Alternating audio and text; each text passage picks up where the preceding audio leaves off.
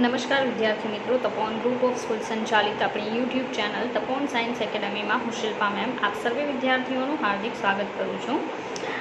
JEE NEET chemistry 11 science P block elements lecture 11। चलो last video lecture अंदर આપણે 14મો સમૂહ જોતા હતા, એની કેમિકલ અને ફિઝિકલ પ્રોપર્ટીઝ આપણે જોઈ હતી। રેડી? ચાલો હજી પણ કેટલીક અગત્યની જે વસ્તુઓ છે, બરાબર, મતલબ થિયરી જે છે એ આપણી બાકી છે, જે આપણે આજે ફોકસ કરીશું। બરાબર, ચાલો એમાં આપણે શરૂઆત કરીશું કેટલાક સંયોજનો, 14મા સમૂહના કેટલાક સંયોજનો। આપણે કહીશું કે અગત્યના સંયોજનો।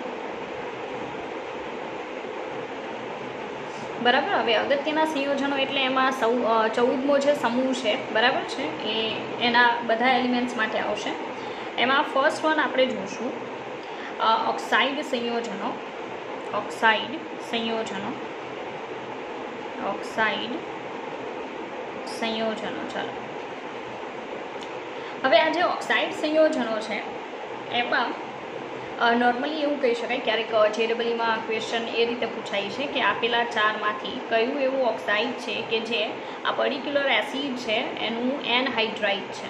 तो what is the meaning of anhydride ए कही दो कि एनहाइड्राइडनो मतलब एवो थाय कि कोई पर्टिक्युलर एसिड जे छे एमांथी वॉटर मॉलिक्यूल काढो एक अथवा तो वधारेनी संख्यामां, अथवा एवं पण बनी शके कि एक करता वधारेनी संख्यामां एसिडना अणु ल्यो अने एमांथी एक वॉटर मॉलिक्यूल स्कीप करो, दूर करो, अने जे ऑक्साइड मळे छे एने जे ते एसिडनो एनहाइड्राइड कहेवाय। आवुं मैं अगाऊ पण एक्सप्लेन करेलुं छे अने अत्यारे आपणे जोईए छे तो हूँ पाछुं कहूं छुं।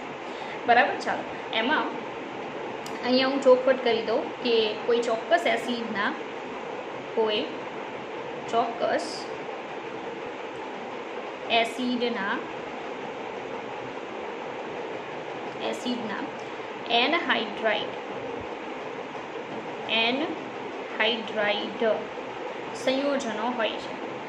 ऑक्साइड संयोजनों आ रीते होय छे, बराबर, संयोजनों होय छे।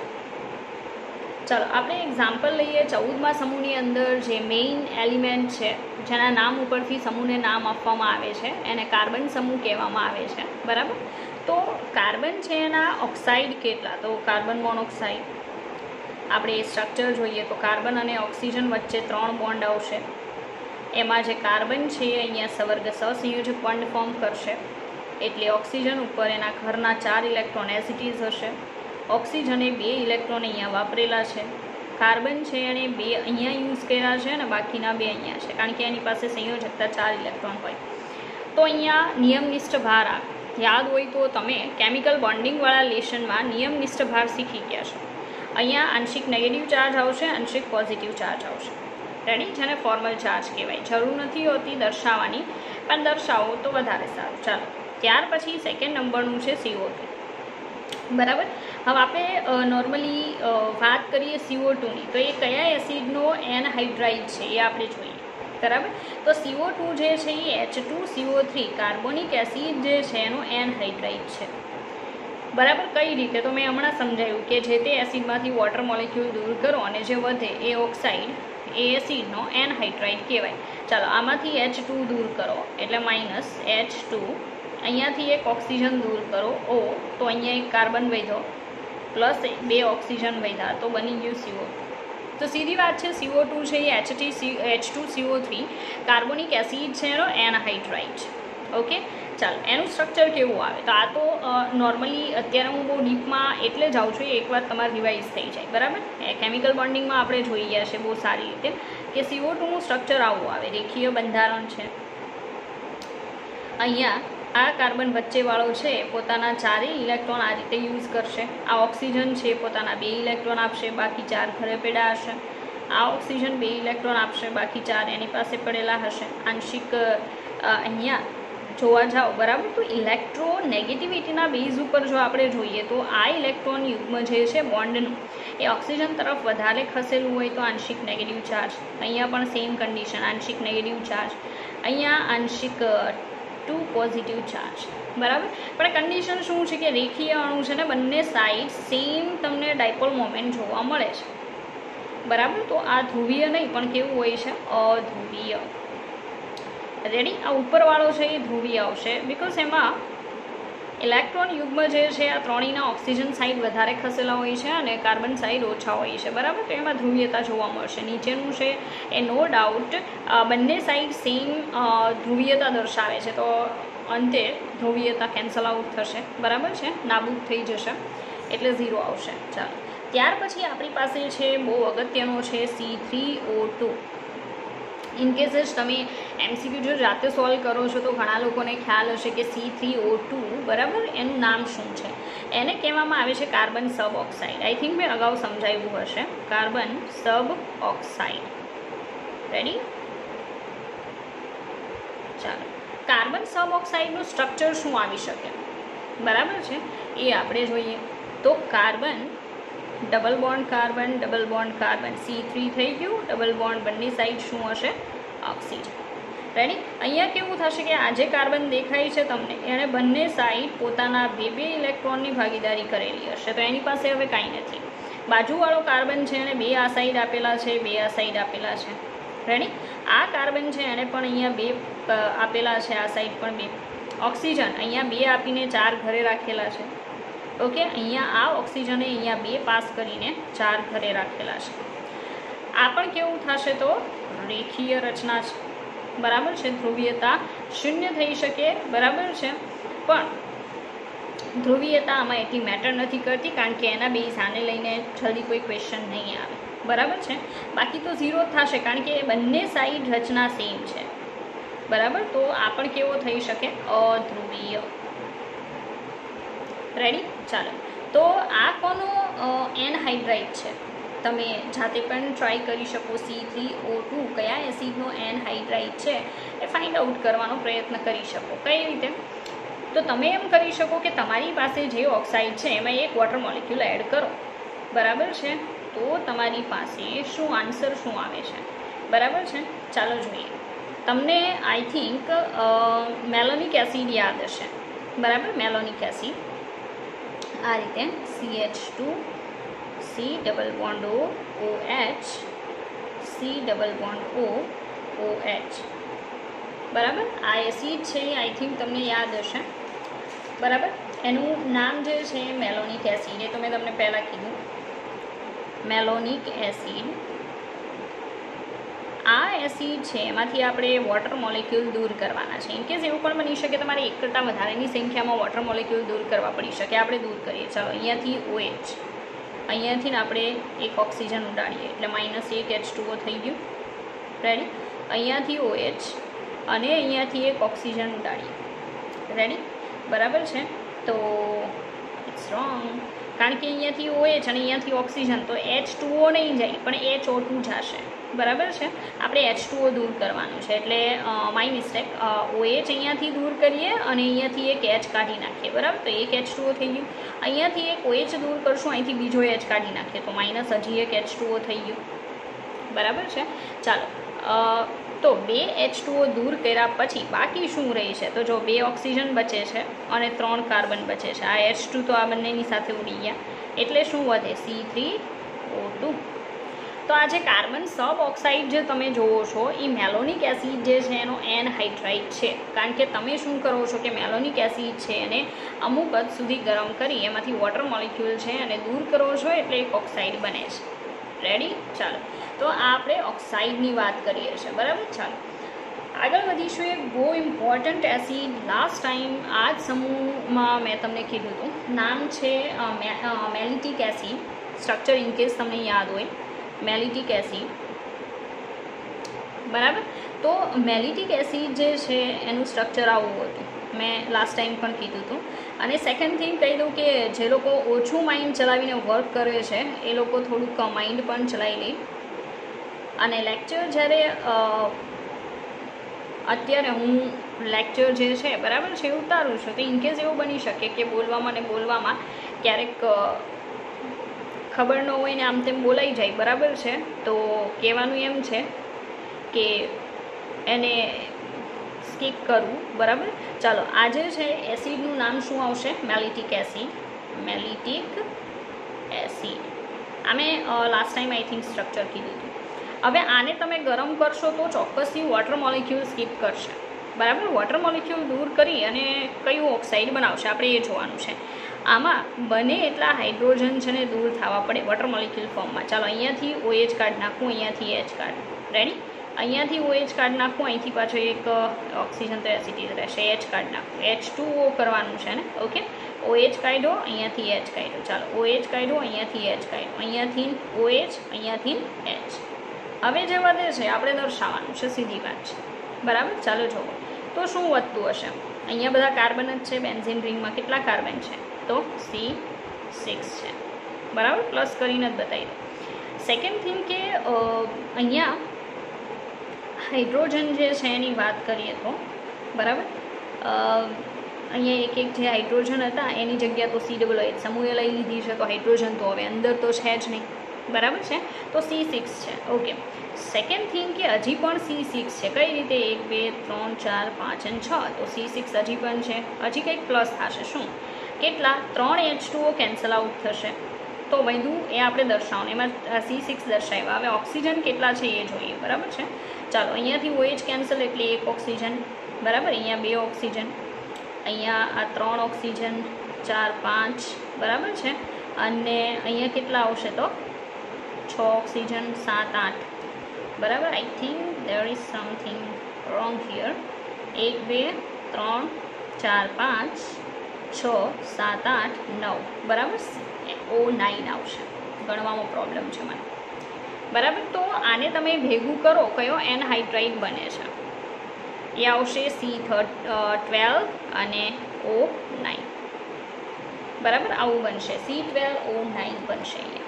તો ઇનકેસ તમને પૂછે કે ભાઈ C12O9 જે છે, હવે બધા ઓક્સાઇડના પર્ટિક્યુલર કોઈ નામ હોય એ જરૂરી નથી, બરાબર છે. તો C12O9 કયા એસિડનો એનહાઇડ્રાઇડ છે? આવો સવાલ પૂછે. રેડી? તો તમારો આન્સર શું આવશે? મેલિટિક એસિડ. રેડી? ચાલો, તો બહુ સારી રીતે આપણે મતલબમાં કાર્બનના પર્ટિક્યુલર ઓક્સાઇડ જોયા. ત્યાર પછી આપણે બીજાના ઓક્સાઇડ જોશું, બરાબર, અને કેવી રચના દર્શાવે છે અને એવું બધું. ચાલો તો આગળ વધીએ. સેકન્ડ નંબર આપણે લઈશું કાર્બન પછી સિલિકોન. તો સિલિકોનના ઓક્સાઇડનું સ્ટ્રક્ચર કેવું હોઈ શકે ને એ જોઈએ. બહુ ઇમ્પોર્ટન્ટ છે સિલિકોનનો ઓક્સાઇડ પણ, બરાબર. વારે વારે તો આપણે જોતા નથી, પણ એનું સ્ટ્રક્ચર અગત્ય રાખીએ છીએ. ચાલો, સેકન્ડ નંબરનું જે છે એ આવશે silicon dioxide, SiO2. Silicon dioxide, સિલિકોનનો ઓક્સાઇડ. નોર્મલી જે રીતે કાર્બનના બહુ બધા ઓક્સાઇડ છે, સિલિકોનના એટલા બધા તો પોસિબલ નથી, બરાબર છે. પણ આ એક બહુ ઇમ્પોર્ટન્ટ સ્ટેબલ ઓક્સાઇડ છે સિલિકોન ડાયોક્સાઇડ, જે નોર્મલી રેતી ઓર સિલિકા તરીકે ઓળખાય છે. ખાસ કરીને તમે ક્યાં જોઈ ગયા હશો એ કહી દો. 12થનું જે સિક્સ્થ લેશન જે તમે જોઈ ગયા, મેટલ ડિસ્કશન, બરાબર છે. એમાં યાદ હોય તો અશુદ્ધિને સ્લેગના ફોર્મમાં એટલે સિલિકેટ ફોર્મમાં દૂર કરવા માટે અંદર રેતી નાખવામાં આવે છે, SiO2, બરાબર છે. ચાલો, કેલ્શિયમ સિલિકેટ ફોર્મમાં અને એવી રીતે દૂર કરવામાં આવે છે અશુદ્ધિને, ખાસ કરીને લોખંડીને એવી કોઈ હોય તો, બરાબર છે. ચાલો, તો રેતી સિલિકા, બરાબર, એસિડિક પ્રકૃતિ છે. હવે આનું સ્ટ્રક્ચર કેવું હોય એ તમને કહી દો. તો કન્ડિશન શું છે કે આપણને તો જ્યારે પણ લખેલું જોવા મળે કે ભાઈ SiO2 છે, તો આપણા માઇન્ડમાં બસ એક જ લાઇટ થાય કે ભાઈ ચાલો SiO2 એક અણુ છે લાઈક CO2. પણ CO2 જે રીતે એકલો અસ્તિત્વ ધરાવે છે એ રીતે SiO2 બિલકુલ એકલો અસ્તિત્વ નથી ધરાવતો, બરાબર. CO2 ગેસીસ ફોર્મમાં હોય છે, જ્યાં તમે જોઈ શકો SiO2 બિલકુલ ગેસીસ ફોર્મમાં નથી. રેતી સખત ઘન પદાર્થ હોય છે, બરાબર છે. તો બંને વચ્ચે એવું તો શું ફેર છે કે જેના કારણે એક ગેસીસ ફોર્મ કન્સિડર કરે છે અને એક સોલિડ ફોર્મમાં છે, બરાબર છે. તો અહીંયા સ્ટ્રક્ચર મેટર કરે છે. CO2 એક આણ્વીય કમ્પાઉન્ડ છે, બરાબર. જ્યારે SiO2 is not single molecule, બરાબર છે. બહુ બધા મોલિક્યુલ્સ એકબીજા હારે કમ્બાઇન થાય છે સહસંયોજક બોન્ડથી અને એક ત્રિપરિમાણીય જાળીદાર રચના બને છે. લાઈક અહીંયા તમને દર્શાવું છું, સિલિકોન, ઓક્સિજન, બરાબર. બુકમાં તમે ઇનકેસ આ વસ્તુ જોઈ ગયા છો, તેમ છતાંય આપણે અહીંયા પાછી જોવાની છે કારણ કે આપણે અત્યારે સમજીએ છીએ, બરાબર. ચાલો,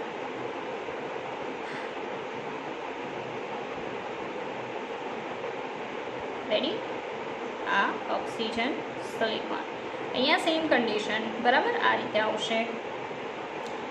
તો આવી 3 ડાયમેન્શનલ રચના જે છે ત્રિપરિમાણીય એ SiO2માં જોવા મળે છે, બરાબર છે. અને એટલે જ એ એકદમ સખત ઘન પદાર્થ હોય છે. હવે એવું શું થાય, તો SiO2માં જો તમે ખાલી સિલિકોન છે અને ઓક્સિજન સાથે જોડો છો, બરાબર, તો ઘણા કહેશે કે વચ્ચે સિલિકોન, બે સાઈડ ડબલ બોન્ડ O, બરાબર છે, પણ બધામાં એ પોસિબલ નથી. રેડી? કારણ કે પાઈ બોન્ડ ફોર્મેશનની ક્ષમતા સિલિકોન પાસે એટલી નથી, કાર્બન પાસે છે એટલે ડબલ બોન્ડ બનાવે છે, બરાબર. બધે ઘરનું કેમિસ્ટ્રી ના ચાલે. તો સિલિકોન છે એ મેક્સિમમ 4 બોન્ડ ફોર્મેશન કરે, કારણ કે એની સંયોજકતા કક્ષામાં 4 ઇલેક્ટ્રોન છે. તો તમે જુઓ અહીંયા 4 ઇલેક્ટ્રોન એણે વાપરી નાખ્યા છે. ઓક્સિજને પણ અહીંયા એક વાપરેલા છે. તો સહસંયોજક બોન્ડ ફોર્મ થયું છે. ઓક્સિજન અહીંયા પણ એક વાપરે તો એના ઘરના કેટલા પેડા હશે? 4. એવા બધા ઓક્સિજન ઉપર 4 ઇલેક્ટ્રોન પડેલા હશે. આ એની 3 ડાયમેન્શનલ આખી રચના છે. રેડી? અને એટલે જ એ સખત ઘન પદાર્થ હોય છે. લાઈક ડાયમંડ જેટલો સખત ના હોય ભાઈ, સખત ઘન પદાર્થ. રેડી? Not gaseous form. તો હવે તમને ખ્યાલ આવ્યો હશે કે એક જ સમૂહના 2 એલિમેન્ટ છે, બંનેના સેમ ઓક્સાઇડ છે, તેમ છતાંય they don't have same physical state, બરાબર છે. અલગ અલગ ફિઝિકલ સ્ટેટમાં છે, એક ગેસિયસ અને એક સોલિડ. ચાલો આગળ વધીએ, બીજાના ઓક્સાઇડ જોઈએ, બરાબર. તો બીજાના ઓક્સાઇડમાં હવે SiO પોસિબલ નથી, બરાબર છે, બધાનું સેમ ના આવે. જર્મેનિયમનો વારો લઈએ તો GeO2 પણ પોસિબલ છે અને GeO, બરાબર, germanium dioxide and germanium monoxide. But અહીંયા germanium dioxide is more stable than germanium oxide, બરાબર છે. એનું રીઝન ખબર હશે કે જર્મેનિયમ +4 ઓક્સિડેશન અવસ્થા મેક્સિમમ બતાવે છે. સેમ કન્ડિશન છે. આ પણ જર્મેનિયમ ડાયોક્સાઇડ પણ 3 ડાયમેન્શનલ જાળીદાર રચના દર્શાવે, એટલે ત્રિપરિમાણીય જાળીદાર રચના. એટલે એ પણ બિલકુલ ગેસિયસ ફોર્મમાં નહીં હોય, બરાબર છે, સોલિડ ફોર્મ કન્સિડર કરશે. એના પછી આપણે વાત કરીએ ટીન, બરાબર. SnO2 સેમ SnO, બટ અહીંયા તમે સમજી શકો કે SnO2 કરતાં SnO વધારે સ્ટેબલ હશે, બિકોઝ Snની +2 ઓક્સિડેશન અવસ્થા ઇઝ મોર સ્ટેબલ, બરાબર. પણ જો આપણે ડાયોક્સાઇડની જ વાત કરતા હોઈએ તો આ પણ ત્રિપરિમાણીય જાળીદાર રચના દર્શાવશે.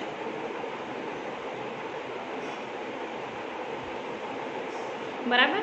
ચાલો ત્યાર પછીનું અગત્યનું લેડની વાત કરીએ, બરાબર છે. લેડ જે છે એની તમને ખ્યાલ હશે કે PbO વધારે સ્ટેબલ છે PbO2 કરતાં, કારણ કે એ સમૂહનું લાસ્ટ 1 એલિમેન્ટ છે અને એમાં +2 ઓક્સિડેશન અવસ્થા જે છે વધારે સ્ટેબલ હોય. કોના કારણે?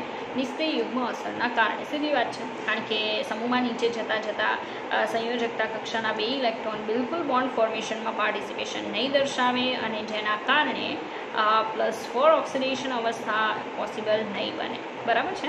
તો PbOની વાત આપણે અહીંયા કરવાની છે, લેડ ઓક્સાઇડ.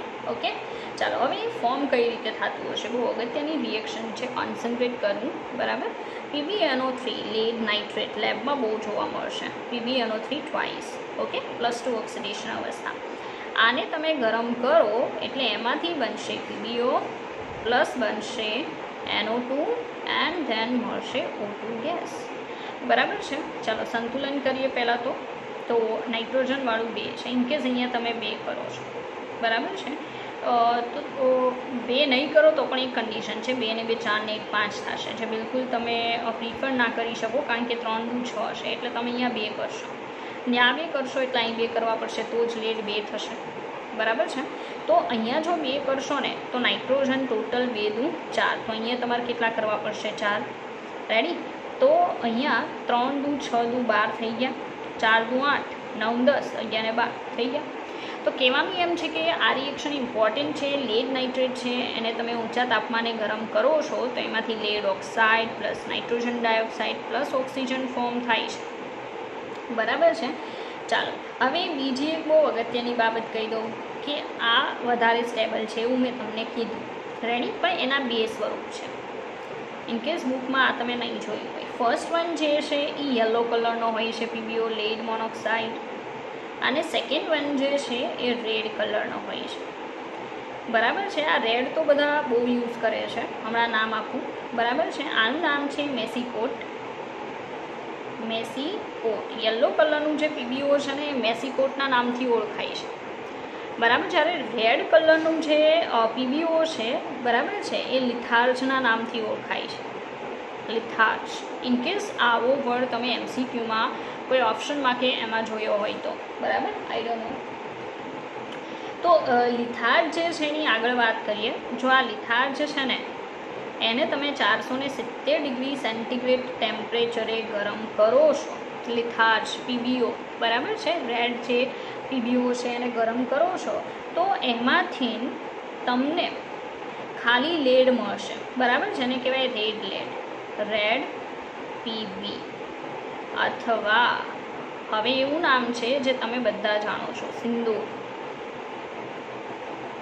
બરાબર. સિંદૂર તમે સાંભળેલું હશે, હનુમાન દાદાના મંદિરે ખબર બધા કે બહુ વધારે બોલતા હોય તો સિંદૂર પીવડાવી દેવો છે ને ઓલ, બરાબર. તો એ જે પ્રોપર તો રેડ કલરનું ના હોય, બરાબર છે, પણ કેસરી ટાઈપનો કલર આવે, પણ નોર્મલી એને કેમિસ્ટ્રીમાં રેડથી કન્સિડર કરવામાં આવે છે.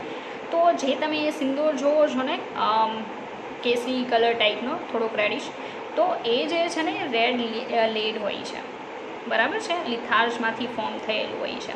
ચાલો, તો આજે આપણે જોયું ને, બરાબર છે, એ બહુ ઇમ્પોર્ટન્ટ છે કે PbNO3 ટ્વાઇસ છે, એમાંથી PbO મળે છે, NO2 ફોર્મ થાય અને O2 બને છે.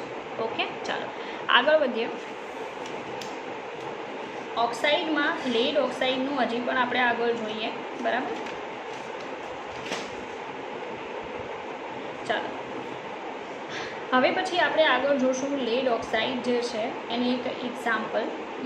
ઇનકેસ હું એક ક્વેશ્ચન પૂછું, તમે પી બ્લોકમાં જોઈ જ ગયા છો ગુજરાત બોર્ડમાં, એટલે સવાલ પૂછું છું, Pb3O4 એને નામ શું આપી શકાય, બરાબર. સેકન્ડથી જેમ કે Pb3O4 જે છે, બરાબર છે, એ નીચે આપેલા ચારમાંથી કયા તરીકે તમે કન્સિડર કરશો, ઓળખશો, બરાબર છે. જો આવો સવાલ પૂછાય તો જો તમે ગુજરાત બોર્ડમાં બહુ પ્રોપર સ્ટડી કર્યું છે તો ઇનકેસ તમે આન્સર આપી શકો, બરાબર છે. ચાલો આપણે જોઈએ કે આપણી પાસે પીબીઓ જે છે ને, બરાબર, એની O2 સાથે પ્રોસેસ કરીએ, મતલબ લિથાર્જ જે છે એની O2 સાથે 470 ડિગ્રી સેન્ટીગ્રેડે પ્રોસેસ કરીએ. જો ભાઈ આગળની પ્રોસેસમાં બિલકુલ ઓક્સિજન નહોતો, અત્યારે તમે in presence of oxygen process કરાવો છો, બરાબર છે. તો એમાંથી જે બને છે ને એ બનશે Pb3O4, plumbic oxide. This is called plumbic oxide, બરાબર છે. ચાલો, પ્લમ્બિક ઓક્સાઇડ જે છે એને બીજું કહેવાય છે લેડ સેસક્વી ઓક્સાઇડ, લેડ સેસક્વી ઓક્સાઇડ. આવું એક બીજું એક્ઝામ્પલ છે આપણી પાસે, એ છે નાઇટ્રોજનનો ઓક્સાઇડ, યાદ હોય તો N3O4, I think N3O2, I don't know, proper યાદ નથી, બરાબર છે, પણ એને નાઇટ્રોજન સેસક્વી ઓક્સાઇડના નામથી પણ ઓળખવામાં આવે છે. એ તમે 12થનું આઈ થિંક પી બ્લોક એમાં નાઇટ્રોજન સમૂહ જોયો હશે તો એના ઓક્સાઇડમાં આવે છે, કારણ કે નાઇટ્રોજનના નાઇટ્રિક ઓક્સાઇડ, નાઇટ્રોજન ડાયોક્સાઇડ, બરાબર છે, પછી નાઇટ્રસ ઓક્સાઇડ, બહુ બધા ઓક્સાઇડ છે નાઇટ્રોજનના, રેડી. તો એમાં તમારે આવશે નાઇટ્રોજન સેસક્વી ઓક્સાઇડ. તો એની જેમ જ છે Pb3O4, લેડ સેસક્વી ઓક્સાઇડ, બરાબર. પણ આ લેડ સેસક્વી ઓક્સાઇડ જે છે હકીકતમાં કયા ઓક્સાઇડ જે છે એનું મિક્સચર હોય છે એ આપણે જોવાનું છે, બરાબર છે. તો એ જે છે ને એ કેટલાનું મિક્સચર આવશે એ તમને કહી દઉં. PbO2, બરાબર, into 2 moles of PbO into Pb2O3, બરાબર, એનું મિશ્રણ છે. આ બધાનું કેલ્ક્યુલેશન કરો, આન્સર આવશે. કઈ રીતે આપણે જોઈએ, ચાલો આનું સંતુલન કરીએ. તો અહીંયા હું અગર 3 કરું છું, રેડી. ઓક્સિજન કેટલા છે, 3 ને 2 5 થશે, પોસિબલ નથી. ઇનકેસ અહીંયા હું 2 કરું, બરાબર, તો 4 × 8 થશે ને, બરાબર. તો 3 અહીંયા પોસિબલ નહીં થાય, બરાબર. આ 3 × 6 થશે ને લેડ, અહીંયા હું 6 કરું, ચાલો. તો ઓક્સિજન 6 ને 2 8 થઈ ગયા, અહીંયા 4 × 8 થઈ ગયા, તો થઈ ગયું આ રીતે. તો PB3O4 ચાલો PB3 તો 2 2 4 1 મિનિટ 3 દુ 6 કરવાના ને તો આખું 1 minute PBO plus PBO2 1 minute PBO into PBO2 બરાબર 2 PBO ઇન્ટુ PBO2 તો 2 ને 2 4 અને 2 ને 1 3 રેડી બરાબર છે. એટલે કહેવાનું એમ છે કે આ આખું જે છે એ 2 મોલ્સને કન્સિડર કરીને કરેલું છે 3 દુ 6 બરાબર. તો 3 દુ 6 કરવા પડશે ને આપણે ઓક્સિજન 8 કરવાના છે અને લેડ 6 તો 2 બરાબર. આની આગળ તો 2 ને 2 4 ને 2 6 અહીંયા પણ 2 કરવા પડશે અને ઓક્સિજન 2 દુ 4 ને 2 6 6 ને 3 9 4 દુ 8 જ થાય છે બરાબર. તો આના કરતાં આપણે આને કન્સિડર કરશું રેડી કે PBO અને PBO2 જે છે ને બરાબર છે એનું મિક્સચર એટલે PB3O4 રેડી. ચાલો કઈ રીતે તો તમને કીધું એમ કે 2 PBO ઇન્ટુ PBO2 આ 2 જે છે એ ખાલી PBO માટે જ છે PBO2 અલગથી આવશે રેડી. તો 2 ને 1 3 PB3 થઈ ગયા. ઓક્સિજન છે એ ટોટલ 4 કરવાના છે બરાબર. 4 કરીશું તો કેટલા થશે અહીંયા 2 ને 2 4 થઈ ગયા. તો PB3O4 જે છે બરાબર છે એ બંનેનું મિક્સચર છે અને એ લેડ સેસક્વી ઓક્સાઇડ બરાબર છે એ આ બંનેનું બનેલું હોય છે બરાબર. પ્લમ્બોપ્લમ્બિક ઓક્સાઇડ. ચાલો તો આજે તમે જોયા બરાબર છે એ ઓક્સાઇડ હતા સમૂહ 14ના કેટલાક એલિમેન્ટ્સના ઇમ્પોર્ટન્ટ હતા એટલે આપણે એ જોયું. ચાલો પછી બીજા નંબરના જે અગત્યના સંયોજનો છે ને બરાબર છે એમાં આપણે હાઇડ્રાઇડ કમ્પાઉન્ડ્સ લઈશું બરાબર. જો કે હાઇડ્રાઇડ આપણે જોઈ ગયા છીએ રેડી. ચાલો તેમ છતાંય એક નજર કરીએ હાઇડ્રાઇડ સંયોજનો. હાઇડ્રાઇડ સંયોજનો. ચાલો હવે આ જે હાઇડ્રાઇડ કમ્પાઉન્ડ્સ છે બરાબર એમાં ફર્સ્ટ વન કે એ MH4 પ્રકારના હાઇડ્રાઇડ વધારે બનાવે છે.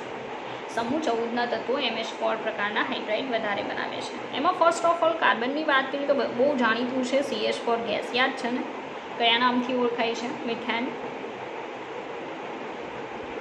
તો બાકીના બધાનું શું બરાબર તો બાકીનાનું પણ તમને કહી દો રેડી. હવે સમૂહમાં જેમ જેમ નીચે જશો ને કન્ડિશન ફરશે. કન્ડિશન કહીએ તો ફિઝિકલ સ્ટેટ ચેન્જ થતી જશે બરાબર. ચાલો તો હવે પછી સિલિકોન છે ને એ બનાવશે SiN H2n + 2 ટાઈપના. એટલે મીન્સ કે એક પ્રકારનું નહીં આવે આમાં. કેમ આ જે છે હાઇડ્રાઇડ સંયોજન તો ફર્સ્ટ ઓફ ઓલ તો આપણે મિથેન લઈએ છીએ. સેકન્ડ યાદ હોય તો મતલબ મોસ્ટ સ્ટેબલ મિથેન પછી આપણે ઇથેન લઈએ છીએ બરાબર. તો કાર્બનની વાત કરીએ તો આલ્કેનની વાત કરીએ તો CnH2n + 2 યાદ હોય તો બરાબર. તો ફર્સ્ટ ઓફ ઓલ તો આપણે મિથેન લખ્યું છે. સેકન્ડ ઇથેન લખીએ તો C2 બરાબર H6 આવશે ને બરાબર. અહીંયા 2 2 દુ 4 ને 2 6 રેડી. તો મિથેન ઇથેન પ્રોપેન આની પણ સેમ કન્ડિશન છે એ બી આની થશે રેડી.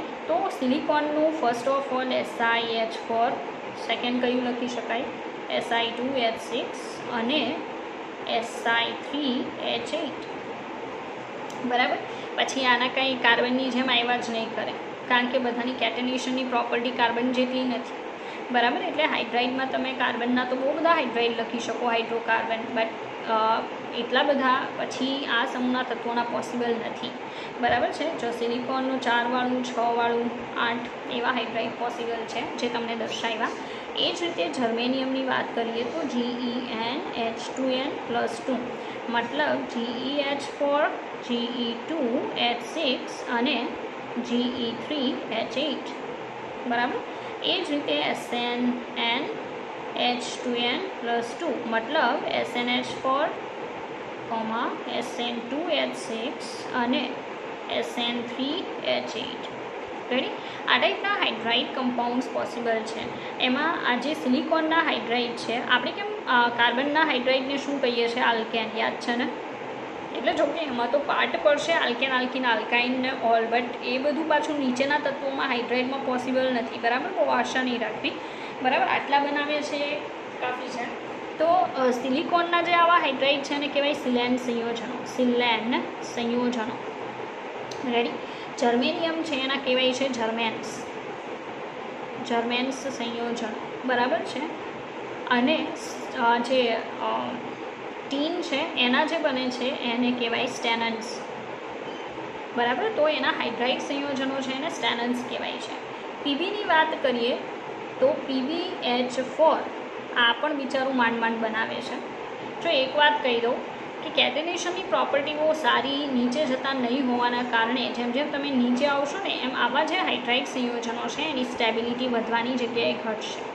PbH4 છે એ ખૂબ જ અસ્થાયી હાઇડ્રાઇડ સંયોજન છે, અસ્થાયી હાઇડ્રાઇડ સંયોજન, અને એને કહેવામાં આવે છે પ્લમ્બેન.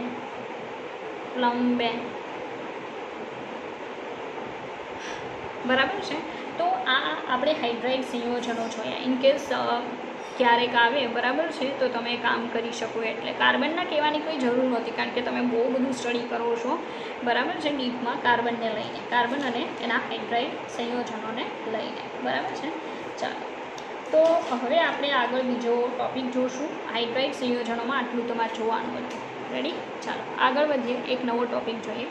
નવો ટૉપિક બહુ અગત્યનો છે અને એ છે કાર્બનની અનિયમિત વર્તણૂક, બરાબર, કે કાર્બન કઈ રીતે એનોમેલસ બિહેવિયર દર્શાવે છે, મતલબ એ જ સમૂહના અન્ય તત્વો કરતાં ગુણધર્મોમાં કેવું છે, જુદું છે. તો કાર્બનની અનિયમિત વર્તણૂક, કાર્બનની અનિયમિત વર્તણૂક, બરાબર. ચાલો, તો કાર્બન જે છે એની અનિયમિત વર્તણૂક માટે પહેલાં તો કઈ બાબતો જવાબદાર છે. તો ભાઈ આ મારે કહેવાની જરૂર નથી કારણ કે જ્યારે મેં લેશન સ્ટાર્ટ કર્યું હોય ને ત્યારે મેં ચોક્કસથી એના વિશે ઇન્ફોર્મેશન આપેલી હોય છે, બરાબર છે. ચાલો, તેમ છતાંય પાછું કહી દઉં, carbon is first element of group 14. Second thing કે સૌથી વધારે ઇલેક્ટ્રોનેગેટિવિટી દર્શાવે છે. બીજી બાબત કે સાઇઝ બહુ નાની છે, બધા કરતાં નાની છે, બરાબર છે. તો આવી બધી બાબતના કારણે એનું જે બિહેવિયર છે, મતલબ chemical and physical properties are be different of other elements, બરાબર છે, ઓફ સેમ ગ્રુપ. તો ગુજરાતીમાં કહી દઉં કે મતલબ એક સમૂહના અન્ય તત્વો કરતાં એના ભૌતિક અને રાસાયણિક ગુણધર્મો જે છે એમાં એ જુદાપણું દર્શાવશે. ઓકે, ચાલો, એમાં અહીંયા આપણે એની પ્રોપર્ટી દર્શાવીશું અને બંને વચ્ચે શું ડિફરન્સ છે તમે ઇઝીલી સમજી શકો એટલા માટે, બરાબર છે. ચાલો, અહીંયા આપણે કાર્બનને લઈને દર્શાવીશું પ્રોપર્ટીઝ. અહીંયા આપણે એ જ સમૂહના અન્ય તત્વો માટે, એ જ સમૂહના અન્ય તત્વો માટે.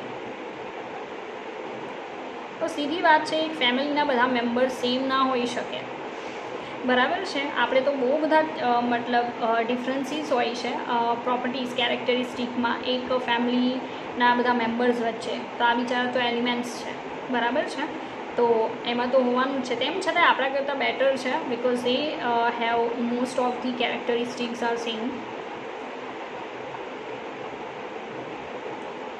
હવે જો ઇંગ્લિશમાં વાંધો પડતો હોય, બરાબર છે, તો હું ગુજરાતીમાં બોલું છું બીજી વાર સેન્ટેન્સ, બરાબર છે, તો એ તમારે સાંભળી લેવું. ચાલો, ફર્સ્ટ ગુણધર્મ છે સખતાઈ. તો સીધી વાત છે, કાર્બન છે ને એના ડાયમંડને આપણે ધ્યાનમાં લઈએ બિકોઝ એના તો બહુ બધા અપરૂપ છે ને કાર્બનના. Diamond, graphite, but most stable જે છે ગ્રેફાઇટ છે, બરાબર, નોટ ડાયમંડ, પણ સેકન્ડ ડાયમંડ આવશે. તો ગ્રેફાઇટ, ડાયમંડ અને ફ્યુલેરીન, બરાબર છે. ફ્યુલેરીન તો 10th તમે બહુ સારી રીતે જોઈ ગયા. તો અહીંયા આપણે ધ્યાનમાં લઈએ હીરાને, તો એમ કહી શકાય સૌથી વધુ સખતાઈ દર્શાવે છે, સૌથી વધારે સખતાઈ દર્શાવે છે.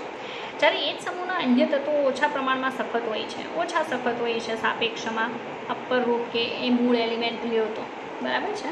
ચાલો, આગળ સેકન્ડ પ્રોપર્ટી જોઈએ આપણે, અને એ છે ગલનબિંદુ અને ઉત્કલન બિંદુ. ગલનબિંદુ અને ઉત્કલન બિંદુ, બરાબર. ચાલો, ગલનબિંદુ અને ઉત્કલન બિંદુની વાત કરીએ ને તો કાર્બનના પછી ડાયમંડને જોઈ લેવાનો. ભાઈ એના ગલનબિંદુ અને ઉત્કલન બિંદુ કેવા હોય, ઊંચા. ઇનકેસ તમે ડાયમંડને નથી જોતા અને બીજા ફોર્મને જોવો તો પણ ખબર પડશે, કારણ કે કાર્બન એવી વસ્તુ છે કે જેનું તમે ગ્રેફાઇટ ફોર્મ લો, ઇવન ફુલેરીન કે ડાયમંડ ફોર્મ લેશો તો એ 3 ડાયમેન્શનલ સ્ટ્રક્ચર બતાવશે એલિમેન્ટ પોતે. અને જ્યારે એવું બને ત્યારે તમે સમજી શકો કે જેનું મોલિક્યુલર માસ છે બરાબર છે હાઈ લેવલનું થશે અને બોન્ડ પણ સંખ્યા વાઇઝ વધી જશે. તો સીધી વાત છે એને પીગાળવા માટે કે ગેસીસ ફોર્મમાં કન્વર્ટ કરવા માટે બહુ બધી એનર્જી ખર્ચ કરવી પડશે બરાબર. અહીંયા આવશે કે નીચા હોય છે ગલનબિંદુ અને ઉત્કલન બિંદુ અન્ય તત્વોના. ચાલો થર્ડ નંબરનું ત્રીજું આપણે લઈશું મહત્તમ સહસંયોજકતા. મહત્તમ સહસંયોજકતા. સહસંયોજકતા ભાઈ મહત્તમ સહસંયોજકતાનો મિનિંગ શું થાય હવે તો આવડવું જોઈએ, તમે 12થમાં આવી ગયા છો. ઓકે, તો મહત્તમ સહસંયોજકતાનો સીધો મતલબ એમ થાય કે એ જે તે એલિમેન્ટ મેક્સિમમ કેટલું બોન્ડ ફોર્મેશન કરી શકે. How many bonds are produce by the particular element બરાબર છે. અને એ મહત્તમ સહસંયોજકતામાં કાર્બન મેક્સિમમ 4 બોન્ડ બનાવી શકે, એનાથી વધારે નહીં, because it has no d orbital. એની પાસે ડી કક્ષક નથી એટલે એ કયું સંકરણ નહીં કરી શકે. sp3d, sp3d2, sp3d3 આવા કોઈ પણ હાઇબ્રિડાઇઝેશન કાર્બનમાં પોસિબલ નથી. ઓકે, ચાલો એટલે 4 બોન્ડ મેક્સિમમ ફોર્મ કરશે, નોટ મોર દેન ધેટ. પછી અહીંયા આ તત્વો 6 સુધી જઈ શકે because they all have D orbital બરાબર. એ બધા પાસે ડી ઓર્બિટલ છે. બની શકે એમાંના કોઈ એલિમેન્ટ પાસે ડી કક્ષકમાં ઇલેક્ટ્રોન નથી, બટ ઇટ ડઝન્ટ મેટર, કક્ષક છે, બોન્ડ ફોર્મ થઈ શકશે બરાબર છે. ચાલો આગળ વધીએ. બીજી પ્રોપર્ટીઝ જોઈએ કે જેમાં કાર્બન છે કઈ રીતે અલગ પડે છે. ઓકે, ચાલો ત્યાર પછી ચોથા નંબરનો ગુણધર્મ જોઈએ છે કાર્બન અને બીજા વચ્ચે કઈ રીતે અલગ છે. એ આવશે બહુગુણક બંધો. બહુગુણક બંધો. બહુગુણક બંધો. ચાલો બહુગુણક બંધોને ઇંગ્લિશમાં કહેવાય મલ્ટિપલ બોન્ડ્સ. મતલબ એક કરતાં વધારેની સંખ્યામાં બંધ બનાવવાની ક્ષમતા. સીધી વાત છે ને ભાઈ, કેટેનેશન સૌથી વધારે કોણ બતાવે? કાર્બન બરાબર. તો એ જ આ ગુણધર્મ વધારે બતાવે. કાર્બન કયો બોન્ડ વધારે બનાવે? પી પાઈ પાઈ બોન્ડિંગ ખબર છે ને, પી પાઈ એક્સપ્લેન કરેલું છે. તો પી પાઈ બંધ વધારે બનાવે. મતલબ સીધી વાત છે કે carbon double bond carbon, carbon triple bond carbon, carbon triple bond nitrogen, nitrogen triple bond carbon બરાબર. બહુ બધી પોસિબિલિટી છે, બટ એવી પોસિબિલિટીઝ અહીંયા નહીં જોવા મળે બીજા એલિમેન્ટ્સના અંદર. એ પાછા કયો બનાવે? પી પાઈ બનાવે. પણ પી પાઈ બનાવવાની ક્ષમતા પણ એની કેવી છે? ઓછી છે. ઓછા પ્રમાણમાં આવી ક્ષમતા દર્શાવે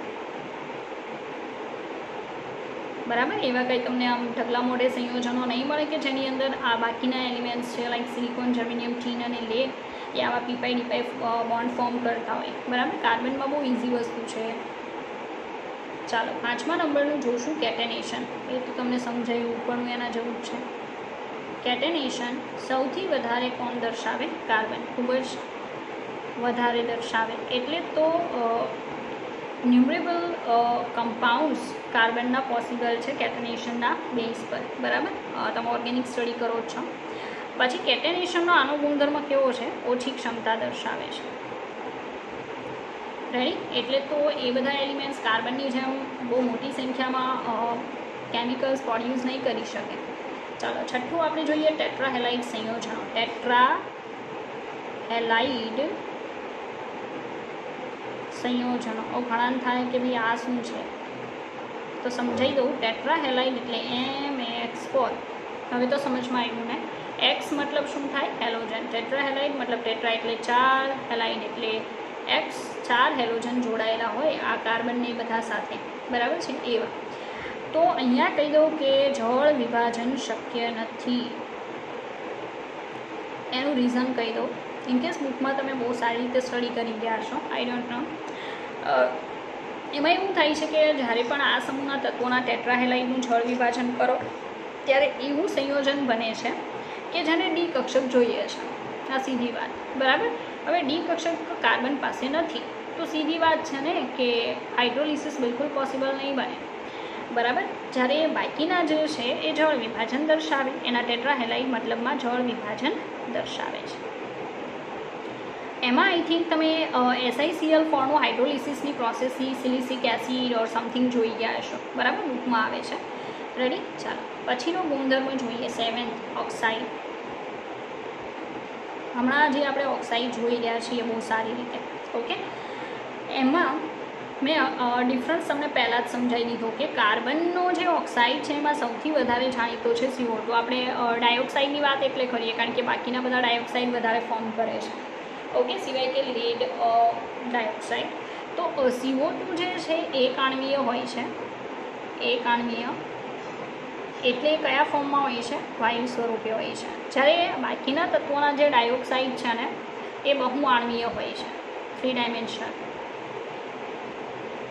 બરાબર, બહુઆણ્વીય હોય છે અને જેના કારણે એ ત્રિપરિમાણીય જાળીદાર રચના દર્શાવે અને ઘન સ્વરૂપે હોય છે. રેડી? ચાલો, તો એ એક વસ્તુ અગત્યની છે.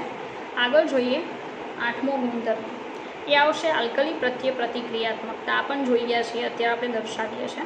આલ્કલી પ્રત્યે પ્રતિક્રિયાત્મકતા,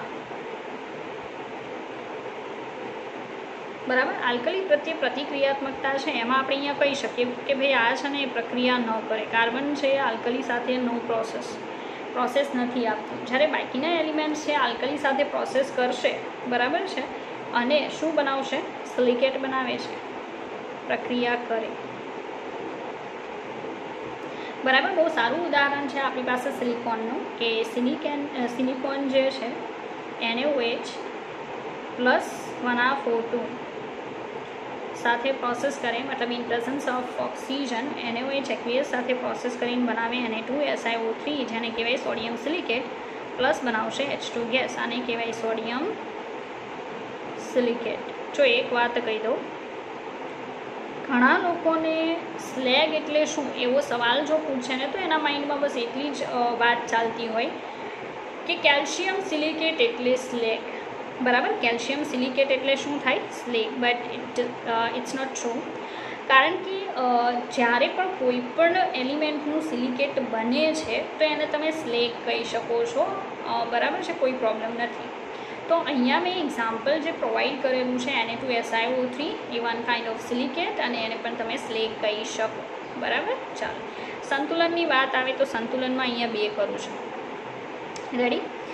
તો ઓક્સિજનની સંખ્યા 2 ને 1 3 થઈ ગઈ. અહીંયા 1 જ છે. હાઇડ્રોજન 2 છે, અહીંયા પણ છે. સોડિયમ 2 છે, સિલિકોન 1 થઈ ગયું. રેડી? તો આજે બધી તમે પ્રોપર્ટીઝને એવું જોઈ ગયા, બરાબર છે. એ પ્રોપર્ટીઝ તમે સમજી શકો કે કાર્બન અને બાકીના જે એલિમેન્ટ્સ છે એના વચ્ચે બહુ જુદી જોવા મળશે, સેમ નથી હોતી, ઓકે. ચાલો, હવે આગળ જોઈએ અપર રૂપો. રેડી? આપણે અપર રૂપ જોવાના છે. આઈ થિંક અપર રૂપ વિશે તમને ખ્યાલ હશે, મેં અગાઉ પણ સમજાવેલું છે. રેડી? ઓકે. ચાલો, એમાં અહીંયા આપણે હેડિંગ લગાવીએ અપર રૂપો. અપર રૂપો છે એને ઇંગ્લિશમાં કહેવામાં આવે છે એલોટ્રોપ્સ,